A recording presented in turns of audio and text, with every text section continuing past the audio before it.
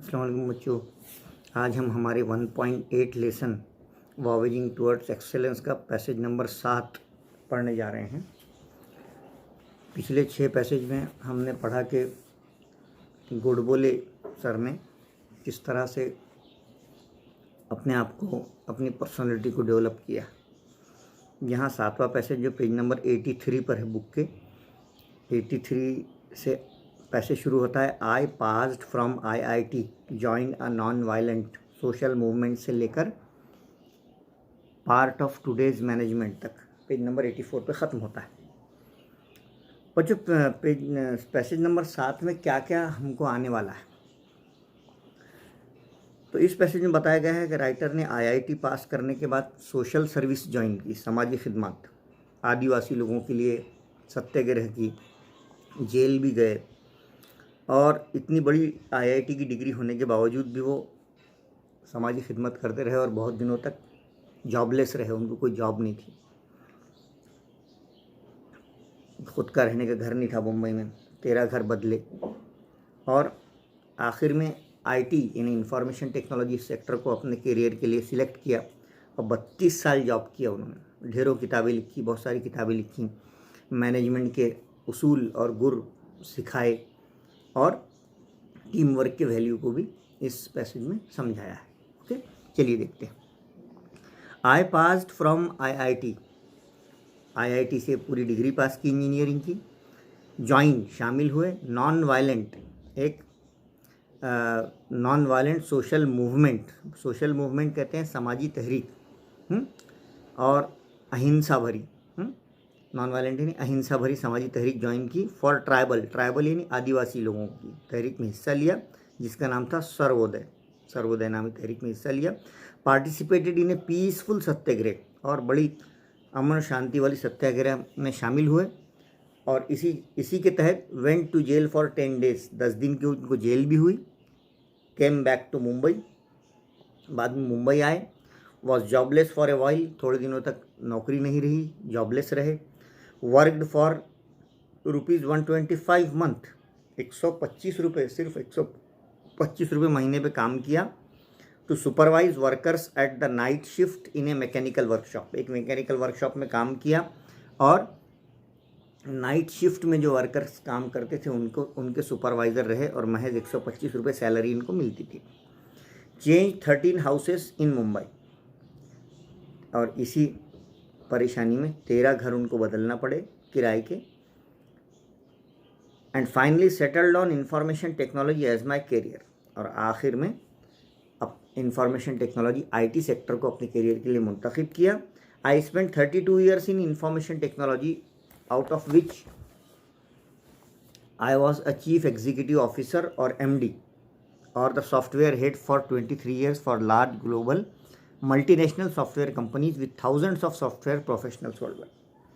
और इन 32 सालों में इंफॉर्मेशन टेक्नोलॉजी की नौकरी में जो है वो क्या क्या पोस्ट पर रहे, कौन कौन सी पोस्ट पर रहे। पहले रहे वो चीफ एग्जीक्यूटिव ऑफिसर, जिसको हम CEO कहते हैं, सुपर क्लास 1 पोस्ट होती है। उसके बाद मैनेजिंग डायरेक्टर रहे, MD है ना, सॉफ्टवेयर हेड रहे, है ना, बॉस रहे सबके 23 साल तक। एक large global multinational software companies, thousands of software professionals world wide, जिसके हज़ारों सॉफ्टवेयर जो है प्रोफेशनल्स थे पूरी दुनिया में, विथ ऑफिसेस। और इनकी कंपनी के ऑफिसेस कहाँ कहाँ थे? US में थे, है ना, US में थे 3 ऑफिस, 6 ऑफिस अमेरिका में थे, US में 3 ऑफिस यूरोप में थे, एक जापान में था एंड 1 इन ऑस्ट्रेलिया, और एक ऑस्ट्रेलिया में था। इतनी बड़ी कंपनी के क्या बने? CEO बने, MD बने, मैनेजिंग डायरेक्टर बने। उसके बाद I had to travel all over the globe, पूरी दुनिया का सफ़र करना पड़ता था ऑफिस के सिलसिले में। अराउंड 150 टाइम्स फॉर बिजनेस, तकरीबन 150 बार पूरी दुनिया का चक्कर लगाया, मुख्तलिफ मुल्कों में गए बिज़नेस के लिए, अपनी कंपनी के बिज़नेस के लिए। ड्यूरिंग दिस पीरियड, उसी दौर में I had also written 4 books, और इतना बिजी होने के बाद भी 4 किताबें लिखी विथ 500 to 700 पेजेस, जिनके सफ़ात की तादाद 500 से 700 थी। ईच ऑन, हर एक किताब क्या पर लिखी उन्होंने? इंफॉर्मेशन टेक्नोलॉजी, IT पर। पब्लिश्ड बाय टाटा मैग्रा हिल, और जिसकी इशाअत की टाटा मैग्रा हिल कंपनी ने, एंड देन ट्रांसलेटेड इनटू, और बाद में वो किताबें ट्रांसलेट हुई चाइनीज़ फॉर ग्लोबल डिस्ट्रीब्यूशन, ताकि पूरी दुनिया में उन किताबों को पढ़ा जा सके, लिहाजा उन किताबों का ट्रांसलेशन भी चाइनीज़ लैंग्वेज में किया गया। ये तमाम पढ़कर हमको पता चलता है कि किस तरह मुंबई में उनका एक छोटा सा मुकाम था, वो जॉबलेस भी थे, जेल भी गए, समाजी खिदमत भी की, लेकिन बाद में आईटी ज्वाइन करने के बाद उनका जो रुतबा है, उनका जो डेसिग्नेशन है वो बहुत बढ़ गया। वो एमडी हुए, सीईओ हुए और मल्टीनेशनल कंपनीज़ के बॉस बने, और उनके पूरी दुनिया में ऑफिस फैल गए, और 150 बार उन्होंने सारी दुनिया का सफ़र भी किया, और 4 बुक्स भी लिखी 500 से 700 पेजेस की, और बाद में उन बुक्स का चाइनीज़ में ट्रांसलेशन भी हुआ। Okay, I learn a lot of things when I was running these large companies. हाँ, ये बड़ी बड़ी कंपनीज़ को जब वो चला रहे थे, उसके एमडी थे, तो उससे उन्होंने लर्न यानी सीखा, लॉट ऑफ थिंग्स, काफ़ी सारी चीज़ें सीखी। अब वो कौन कौन सी चीज़ें सीखी? 3 चीज़ें सीखी। द फर्स्ट, पहली चीज़ सीखी was the importance of team work. Team work कहते हैं मिलजुल कर काम करना। जब हम मिलकर काम करेंगे तो जाहिर सी बात है वो काम अच्छा भी होगा, बेहतर भी होगा, जल्दी भी होगा और सफाई से भी होगा। तो टीम वर्क के अहमियत को जाना पहली बार। इन टुडेज़ वर्ल्ड, आज की दुनिया में, nothing is possible without team work. बगैर टीम वर्क की कोई चीज़ पॉसिबल नहीं है। आप अकेले कोई काम नहीं कर सकते। You can not be successful, आप कामयाब नहीं हो सकते if you are a loner, आप अगर अकेले काम करने की कोशिश करें, एंड ए ईगोइस्टिक पर्सन, और आप अगर अपने आप पर ईगो करें यानी प्राउड करें, यानी तकब्बुर आपको आ जाए कि मैं अकेला ही सब कुछ कर सकता हूँ, तो ये बात गलत है। गोडबोले के मुताबिक जब तक आप टीम वर्क नहीं करेंगे, जब तक आप सक्सेसफुल नहीं हो सकते। सेकेंडली, ये तो पहला फार्मूला हुआ टीम वर्क का। दूसरा क्या सीखा उन्होंने? You need to lead from the front. आपको आगे रहनुमा बनकर चलना चाहिए। By setting a good example, और अच्छी एग्जाम्पल सेट करना चाहिए। इन फ्रंट ऑफ, किसके सामने? Of your staff. आपके जो स्टाफ के लोग हैं, साथ काम करने वाले हैं, उनको आपने रहनुमाई उनकी करना चाहिए। उन लीड रोल में पहले आप करें, फिर वो आपको फॉलो करेंगे, है ना। ऐसा नहीं कि आप उनसे ही काम करवाएं और ख़ुद बैठे रहें। ये मैनेजमेंट का गुर नहीं है। आपके साथ काम करने वालों को आप एक अच्छी एग्जाम्पल सेट कीजिए, फिर आपको वो फॉलो करेंगे। तीसरा उसूल जो कामयाबी का उन्होंने बताया मैनेजमेंट की, was that you need to treat your subordinate. अपने मातेहत, सबॉर्डिनेट यानी मातेहत, अपने अंडर में काम करने वाले लोगों को कैसे ट्रीट करो, कैसे सुलूक करो? एज यूर कलीग्स, जैसे वो आपके दोस्त हों। हाँ, उन पर हुक्म मत चलाओ। एज फ्रेंड्स, एज ए दोस्ताना ताल्लुकात उनसे रखो। ये कामयाबी का मंत्र है। तो 3 मंत्र दिए। पहला टीम वर्क का दिया, दूसरा स्टाफ जो आपके साथ काम कर रहे हैं उनके साथ आप काम करिए, उनके लिए अच्छा एग्जाम्पल सेट कीजिए, और तीसरा जो आपके सबॉर्डिनेट्स हैं, आपके मातेहत हैं काम करने वाले, उनके साथ आप एज ए कलीग और एज ए फ्रेंड रहिए, उनसे दोस्ताना ताल्लुकात रखिए, तो फिर वो आपको जल्दी समझेंगे और जल्दी से आपका काम अच्छा करेंगे। यानी बॉसिंग मत करिए, हुक्म मत चलाइए। नेक्स्ट है I made a few in my career. कहते हैं कि मैंने अपने इतने लंबे करियर में बहुत कुछ गलतियां भी की हैं। आई मेड ए फ्यू मिस्टेक्स, ऐसी बात है, इंसान है तो कुछ गलतियां भी हुई होंगी, बट लर्न ए लॉट। लेकिन उन गलतियों से मैंने बहुत कुछ सीखा है।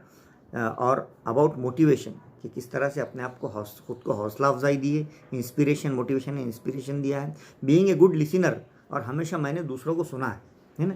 बहुत सारे लोग क्या करते हैं, खुद सुनाने पर यकीन रखते हैं कि वो इतनी बड़बड़ करते हैं तो वो लोग सक्सेसफुल नहीं रहते। अच्छा सामे यानी अच्छा सुनने वाला, एक अच्छा लिसनर, जो अच्छा इंसान होता है वो सीखता है। तो गुड लिसनर थे। टारगेट सेटिंग, एक टारगेट सेट करते थे, यानी ये काम अपने को इतने दिन में इतना करना है, तो उससे क्या होता है, इंसान को एक डायरेक्शन मिलती है। टारगेट सेटिंग लफ्ज़ ये बच्चों another related to game of cricket भी है, जिसमें रनों का टारगेट सेट किया जाता है। हर पैसेज में हम देख रहे हैं कि कुछ अल्फाज गेम से रिलेटेड आ रहे हैं। तो खुद के लिए टारगेट सेट करते थे। And the art of delegation, यानी मकसद तय करते थे, और आर्ट ऑफ डेलीगेशन भी इन्होंने सीखा था। आर्ट ऑफ डेलीगेशन कहते हैं लोगों को उनकी अख्तियार सुपुर्द करना, और लोगों पर भरोसा करना, और भरोसा करके उनसे काम उनका भरोसा जीत कर और उन पर भरोसा करके उनसे काम करवा लेना। ये आर्ट ऑफ डेलीगेशन था, जो उसमें वो माहिर बन गए थे। Which form such an important part of today's management, और आर्ट ऑफ डेलीगेशन जो है लोगों पर भरोसा करके उनसे काम करवाना, ये आज के मैनेजमेंट का एक बहुत ही अहम हिस्सा है, जिसके बगैर कोई भी एमडी या कोई भी सीईओ अपने टारगेट सेटिंग में और अपनी कंपनी के लिए अच्छा काम करने में कामयाब नहीं हो सकता। अगर उसको अच्छा कामयाब सीईओ या एमडी बनना है तो उसको ये तीनों फार्मूलाज पर प्लस जो है टारगेट सेटिंग और डेलीगेशन, आर्ट ऑफ डेलीगेशन पर अमल करके कामयाब होना होगा। तो इस तरह हमने देखा बच्चों कि 7वें पैसेज में मुसन्निफ ने कई सारी हमको गुर बताए हैं, प्रिंसिपल्स ऑफ गुड मैनेजमेंट बताए हैं, अच्छे मैनेजमेंट के उसूल बताए हैं, किस तरह से एक अच्छी इंतज़ामिया होती है, और एमडी और चीफ एग्जीक्यूटिव ऑफिसर रहते हुए उन्होंने क्या काम किए, और सत्याग्रह मूवमेंट में उन्होंने क्या काम किए, और टीम वर्क क्यों इम्पोर्टेंट है, ये सब उन्होंने बताया। चलिए देखते हैं, डाइजेस्ट के पेज नंबर 107 पर हम हैं। आपके पास जो नवनीत का डाइजेस्ट है उसमें आप पैसेज नंबर 7 देखिए। पहला सवाल है complete the web stating the principles of good management. हाँ, यानी यहाँ पे वेब डायग्राम दी हुई है जिसमें बीच में लिखा हुआ है प्रिंसिपल्स ऑफ गुड मैनेजमेंट, यानी अच्छी इंतज़ामिया के क्या क्या उसूल होते हैं। पहला है मोटिवेशन, दूसरा है टारगेट सेटिंग, तीसरा है बीइंग ए गुड लिसनर, और चौथा है आर्ट ऑफ डेलीगेशन, है ना। मोटिवेशन यानी हौसला अफजाई करना लोगों की, दूसरा टारगेट सेट करना, अपना मकसद तय करना, तीसरा बीइंग ए गुड लिसनर, लोगों को सुनना, और चौथा आर्ट ऑफ डेलीगेशन, लोगों पर भरोसा करके उनसे काम लेना। सेकेंड है कॉम्प्लेक्स एक्चुअल में लिस्ट द थिंग्स, वो चीज़ों की लिस्ट बनाइए that the writer said he learned while running large companies. बड़ी बड़ी कंपनीज को चलाते हुए उन्होंने कौन कौन सी चीज़ें सीखी, उसकी लिस्ट बनाइए। पहली चीज़ सीखी उन्होंने the importance of team work, है ना, टीम वर्क की अहमियत, मिलजुल कर काम करने की अहमियत। दूसरा the necessity of leading from the front end setting a good example for the staff, हमेशा आगे रहना और आगे बढ़कर खुद से काम करना और अपने स्टाफ के लिए मिसाल कायम करना। और तीसरा चीज़ उन्होंने सीखी the need to treat subordinates and colleagues as a friends, हमारे मातहत जितने भी कर्मचारी हैं, एम्प्लॉयज़ हैं, उनको उनके साथ दोस्ताना ताल्लुकात रखना और उनसे अच्छा बर्ताव करना। तो ये 3 चीज़ें उन्होंने सीखी बड़ी बड़ी कंपनीज चलाते हुए। ओके, देन इन्फेरेंस और इंटरप्रिटेशन एनालिसिस के क्वेश्चन क्या है, complete the table comparing the 2 different phases of the life of the writer. ये टेबल में राइटर के ज़िंदगी के 2 मुख्तलिफ फेजेज यानी अदवार दिए गए हैं, दौर दिए गए हैं। एक है एमडी और चीफ एग्जीक्यूटिव ऑफिसर रहते हुए उन्होंने क्या क्या काम किए, और दूसरा एक्टिविस्ट ऑफ सर्वोदय मूवमेंट, जो आदिवासियों के मूवमेंट के सर्वोदय बने थे, उन्होंने समाजी खिदमत की थी, उसमें उन्होंने क्या काम किया। तो पहला है ये, इसमें एमडी और चीफ एग्जीक्यूटिव ऑफिसर रहते हुए उन्होंने पहला काम किया था head of the company for 23 years, वो 23 साल तक एक कंपनी के हेड रहे थे। दूसरा travel all over the globe about 150 time for business, पूरी दुनिया में 150 बार उन्होंने बिजनेस के लिए सफ़र किया था। तीसरा काम उन्होंने किया था रोट, लिखी थी 4 बुक्स, 4 किताबें लिखी थी, कौन से टॉपिक पर, इंफॉर्मेशन टेक्नोलॉजी पर, आईटी पर। ये तो काम उनके वो हुए जो एमडी और चीफ एग्जीक्यूटिव ऑफिसर रहते हुए उन्होंने किए। दूसरा सेक्शन यहाँ पर आता है एक्टिविस्ट ऑफ सर्वोदय मूवमेंट, जब वो सर्वोदय इस नॉन वायलेंट मूवमेंट, अहिंसा वाली तंजीम में शामिल हुए, तो उन्होंने क्या क्या काम किए। पहले उन्होंने काम किए पार्टिसिपेटेड इन ए पीसफुल सत्याग्रह, एक बहुत ही अमन और शांति भरी सत्याग्रह में उन्होंने हिस्सा लिया। दूसरा joined A social movement for tribals, और उन्होंने आदिवासी लोगों के तहरीक में हिस्सा लिया। और तीसरा went to jail for 10 days, और तीसरा ये था कि 10 दिन तक वो जेल भी गए। पर्सनल रिस्पॉन्स का कोई भी क्वेश्चन बच्चों आ सकता है। यहाँ पर है do you think that team work is important today, अच्छा क्वेश्चन है। आप क्या सोचते हैं आजकल टीम वर्क की बहुत अहमियत है क्या, एक्सप्लेन विथ एन एग्जाम्पल। हाँ, हमेशा रही है और आज भी है। Yes, today team work is very important in every sphere, in every department, whatever it is a game और ए वर्क, चाहे गेम हो चाहे वर्क हो, सब मिलकर अगर खेलेंगे तो गोल मारेंगे, सब मिलकर काम करेंगे तो कंपनी आगे बढ़ेगी, है ना। Every individual has different talent, हर फर्द का एक अलग टैलेंट होता है। And these separate talents come together, और सबके टैलेंट एक जगह आ जाते हैं when one is a team, जब टीम बन जाती है। फॉर एग्जांपल इन क्रिकेट, मसलन क्रिकेट में 1 पर्सन में बी ए गुड बॉलर, एक इंसान अच्छा बॉलर बन सकता है, अनदर ए गुड बैट्समैन, एक अच्छा इंसान बैट्समैन है, a third is a good fielder, तीनों में अलग अलग क्वालिटी है ना। When all these people come together, लेकिन तीनों भी जब एक जगह आ जाते हैं and play the game as a team, और एज ए टीम वो जब वो खेलते हैं तो इट लीड्स टू सक्सेस, तो कामयाबी खींच कर लाते हैं सब मिलकर। In an office too, office में भी ऐसी होता है। Only when we work in a team, जब हम टीम बनकर काम करेंगे and contribute our respective talents, और सब लोग अपना अपना हिस्से पर आए हुए काम को अच्छी तरह से करेंगे, we can complete our project. जाहिर सी बात है हम सारे मंसूबे हमारे कंप्लीट कर सकते हैं, यानी अकेला इंसान कुछ नहीं कर सकता।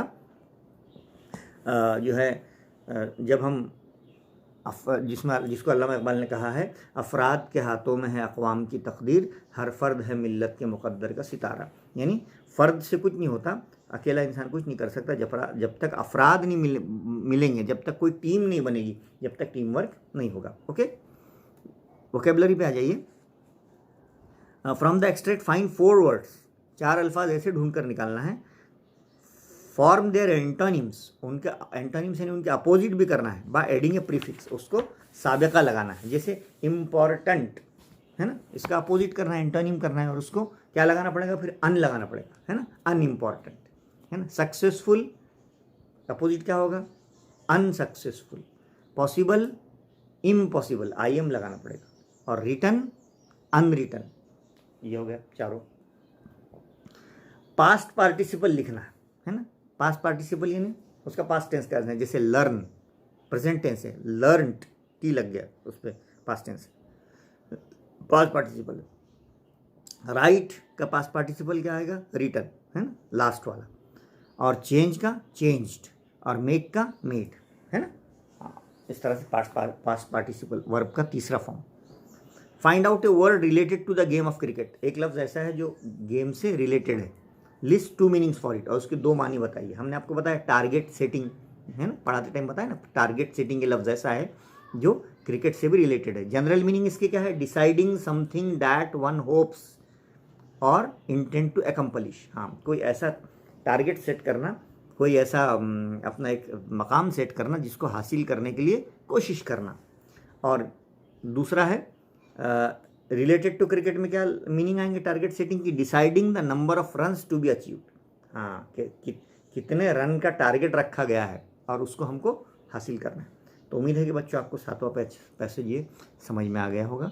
आप बहुत अच्छी तरह से पढ़िए। इस सबक के हमने हर पैसेज को बहुत डिटेल में अच्छे से समझाया है, क्योंकि ये चैप्टर इम्पॉर्टेंट है एग्जामिनेशन पॉइंट ऑफ व्यू से, लिहाजा आप अच्छे से इसको समझिए और अच्छे से पढ़िए। 8वां पैसेज आखिरी होगा, वो हम इंशाल्लाह आपको पढ़ाएंगे। ओके, अल्लाह हाफिज़।